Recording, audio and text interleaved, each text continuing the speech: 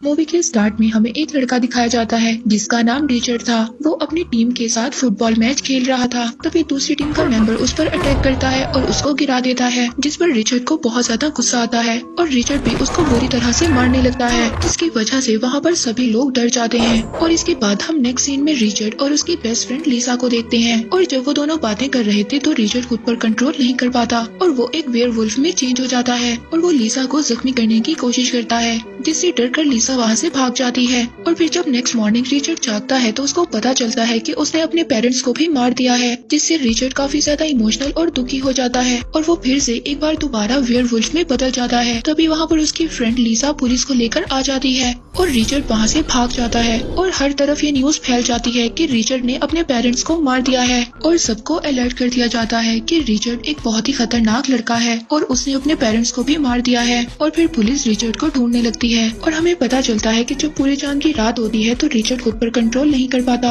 और इसी वजह से वो एक वेयरवुल्फ में बदल जाता है। और इसके बाद रिचर्ड को पता चलता है कि उसके पेरेंट्स ने उसको अडॉप्ट किया था। ये जानकर रिचर्ड को बहुत ही ज्यादा अजीब लगता है और इस बात का रिचर्ड को अंदाजा भी नहीं था। इसके बाद रिचर्ड जा रहा होता है और वो देखता है कि रास्ते में दो लड़के एक लड़की को मार रहे हैं, तो वो लड़की रिचर्ड से हेल्प मांगती है। तब रिचर्ड उस लड़की को छोड़ने के लिए कहता है, लेकिन वो लोग उसकी बात को इग्नोर कर देते हैं और रिचर्ड को वहाँ से जाने के लिए कहते हैं। और ये सब सुनकर रिचर्ड को बहुत ज्यादा गुस्सा आ जाता है और वो दोबारा से एक वेयरवुल्फ बन जाता है और अब रिचर्ड उन दोनों आदमियों को मार देता है। ये सब देखकर वो लड़की बहुत ज्यादा डर जाती है और वहाँ से भाग जाती है। इसके बाद रिचर्ड एक बार में जाता है, वहाँ पर वो एक आदमी जॉन से मिलता है और जॉन भी एक आम इंसान नहीं था, वो भी एक वेयरवुल्फ था। और अब रिचर्ड को ये बात पता चल गई थी कि वो अकेला ही वेयरवुल्फ नहीं है, लेकिन रिचर्ड खुद पर कंट्रोल नहीं कर सकता था और अब वो यही बात जॉन से पूछता है और जॉन उसको कहता है कि ये बात तुम्हारे पेरेंट्स ने तुम्हें नहीं सिखाई। और ये सुनकर रिचर्ड उसको बताता है कि मैं अडॉप्टेड हूँ, मैंने कभी भी अपने असल पेरेंट्स को नहीं देखा। और अब रिचर्ड को ये बात कंफर्म हो गई थी कि उसके जैसे और भी लोग हैं और अब वो जॉन से अपना असल एड्रेस मांगता है,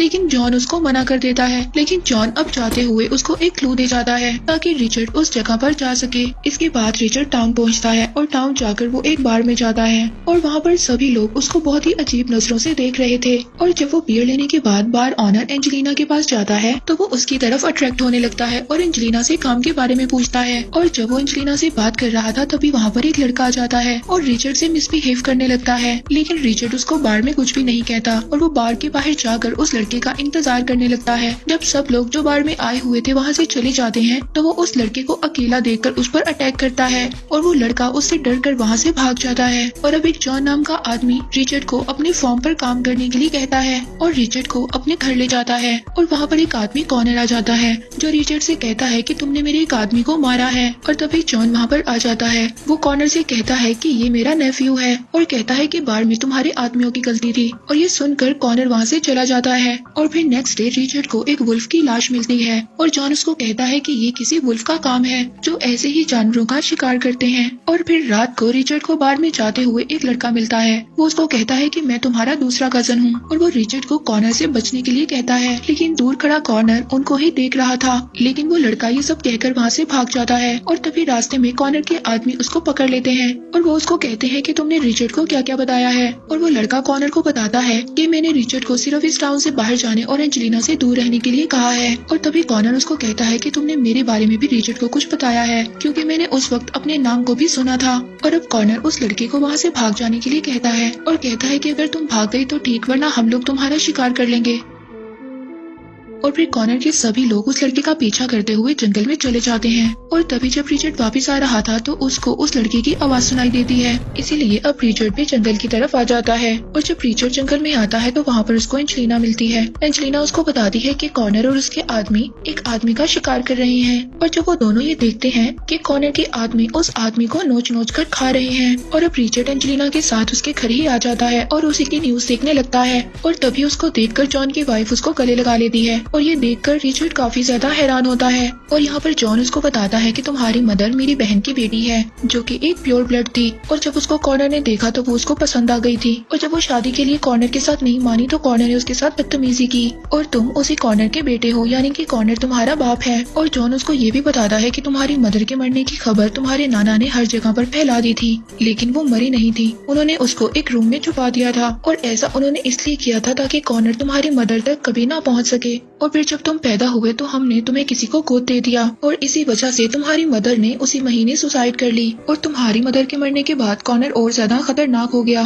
उसने और ज्यादा लोगों को काट कर वुल्फ में बदल दिया और फिर उसने वेयरवुल्फ की एक टीम बना ली और वो उन्हीं लोगों के साथ मिलकर अब दूसरे लोगों का शिकार करता है। लेकिन ऐसे वेयरवुल्फ प्योर ब्लड वेयरवुल्फ के सामने बहुत ज्यादा कमजोर होते हैं और तुम एक प्योर ब्लड वेयरवुल्फ हो। और अब इससे ये बात पता चलती है कि कॉनर को एक प्योर ब्लड लड़की चाहिए और इसके बाद वो बदले में कभी भी किसी को नुकसान नहीं पहुंचाएगा।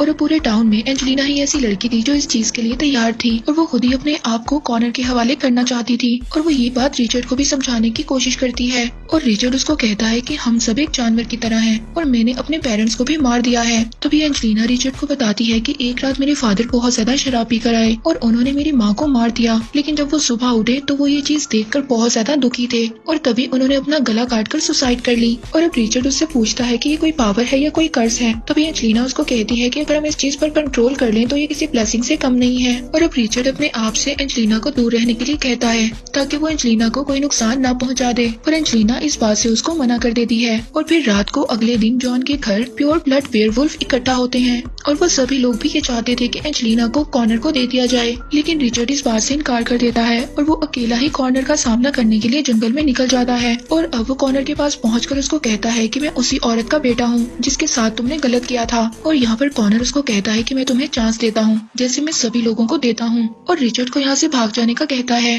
और अब ये सब सुनकर कॉनर को बहुत ज्यादा गुस्सा आता है। वो अपने सभी आदमियों को रिचर्ड के पीछे भेज देता है और रिचर्ड जंगल में जाकर उसके सभी आदमियों को मार देता है। और फिर कॉनर और उसके आदमी रिचर्ड को घेर लेते हैं और उसको बहुत ज्यादा मारने लगते हैं, जिसकी वजह से रिचर्ड बहुत ज्यादा चिल्लाता है। और अब रिचर्ड की आवाज सुनकर एंजेलिना भी जंगल की तरफ भागने लगती है। और अब कॉनर यहाँ पर रिचर्ड को मारने वाला था, तभी रिचर्ड अपने पंजों से उस पर अटैक कर देता है और वहाँ से भाग जाता है। और फिर जब रिचर्ड आगे जाके देखता है तो वहाँ पर काफी ज्यादा गहरी खाई होती है और अब रिचर्ड के पास कोई और रास्ता नहीं था और अब रिचर्ड खाई में कूद जाता है, जिससे वो बहुत ज्यादा इंजर्ड हो जाता है। और अब इसके बाद उसको पहले वाले जॉन की झलक दिखाई देती है जो उसको उठने के लिए कहता है। और अब रिचर्ड किसी तरह उठकर जंगल में वापस जाता है। वहाँ पर उसको एंजेलिना मिलती है जो उसको घर ले आती है। और अब जॉन रिचर्ड को उठने के लिए कहता है और कहता है कि यही रास्ता है जिससे तुम ठीक हो सकते हो, लेकिन रिचर्ड उठ नहीं पाता और जॉन एंजेलिना को इशारा करता है और एंजेलिना रिचर्ड के पास जाती है और जिसकी वजह से रिचर्ड की बॉडी में चेंजिंग होने लगती है और रिचर्ड हील होने लगता है।